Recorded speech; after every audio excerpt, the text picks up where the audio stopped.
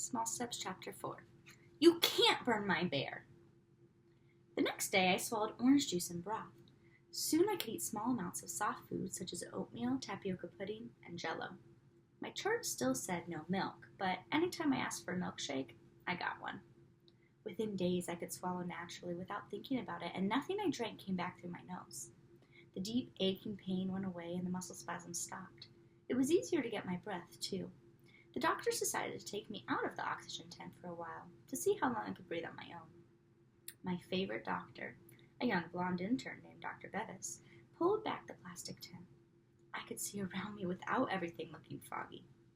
Someone turned the crank at the foot of my bed, and the upper half of the bed raised up, putting me in a semi-sitting position. The change felt wonderful. Breathe easy, Dr. Bevis said. Don't take great gulps of air. Relax. Pretend you're going to sleep. I closed my eyes. Because my chest muscles were so weak, my stomach, rather than my diaphragm, rose and fell as I inhaled and exhaled. Each time my lungs filled with air, my brain filled with excitement. I could breathe on my own without the oxygen tent. You're doing great, Dr. Bevis said. Let's try it on your own. We'll keep the oxygen tent here in case you need it. I opened my eyes and grinned at him. I won't need it, I said. Later that afternoon, I watched joyfully as the iron lung was rolled out of my room. The next day, the oxygen tent was removed. I had won a major victory. I could breathe by myself. A nurse gave me more good news. I was moving out of isolation. Does that mean I'm not contagious anymore? I asked. That's right. Your parents won't have to put on gowns, masks, and gloves before they visit you. Above her mask, her eyes smiled at me.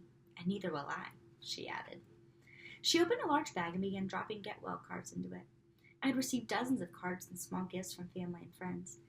I had a faint memory of Mother and Dad holding up cards for me to look at through the oxygen tent and telling me who had sent them, but I had been too sick to pay attention. The window ledge and the bedside table were crowded with cards, stuffed animals, books, and a flowering plant.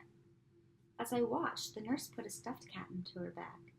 I assumed she was moving my belongings to my new ward. This afternoon, I'm going to have Mother read all my cards to me, I said. I was so sick when they came that I don't remember who sent them. You can't take these cards to your new room, she said. Why not? They're mine. Anything you had in this room gets burned, she said. Humming cheerfully, she dropped my new books into the bag. Burned? I yelped. You're going to burn my books? I haven't read them yet. I don't even know the titles. She fished out one of the books out of the bag and read the cover aloud. Anne of Green Gables. I want to read that one. I've heard it's really good. I'm sorry, she said. We have to do this. It's the only way to be sure the virus doesn't spread. Back into the bag went Anne of Green Gables, followed by a plant and a box of candy. Those are mine, I shouted, feeling like a 2-year-old whose toys were being snatched by a bully. You can't do that. I longed to leap from the bed and grab what was rightfully mine out of the nurse's hands. Just then, Mother arrived. I told her what was happening, certain she would make that unfair nurse give me back my belongings.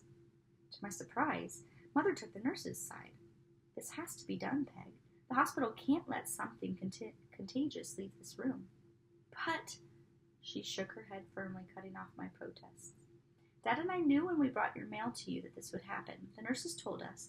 We brought it anyway because we hoped that seeing the cards and gifts would help you feel better when you were so sick. The nurse picked up the teddy bear that Art had sent me. Not my bear, I cried. You can't burn my bear.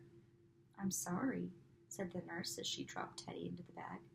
She sealed the bag with tape and with gloved hands carried it out of the room. The teddy bear that had sustained me through the worst week of my life was about to be cremated.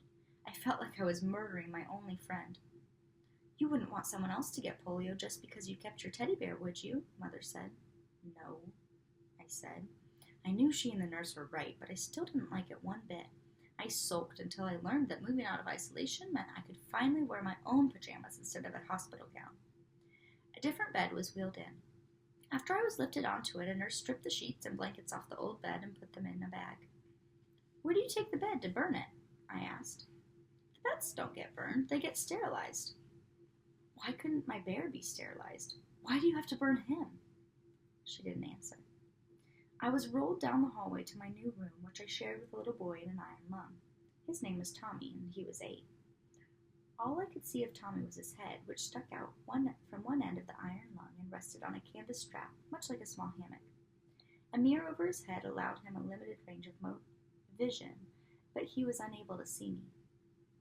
I was glad to have someone besides adults to talk to, but I wished Tommy were closer to my age, and I wished he were a girl. Since I was not able to get out of bed, I had to use a bedpan. I didn't want to do so with a boy in the room. Tommy told me that lots of people were able to breathe by themselves after being in an iron lung for many months. He was sure this would happen to him, too. Tommy's iron lung made a soft swoosh, swoosh noise as it helped him breathe.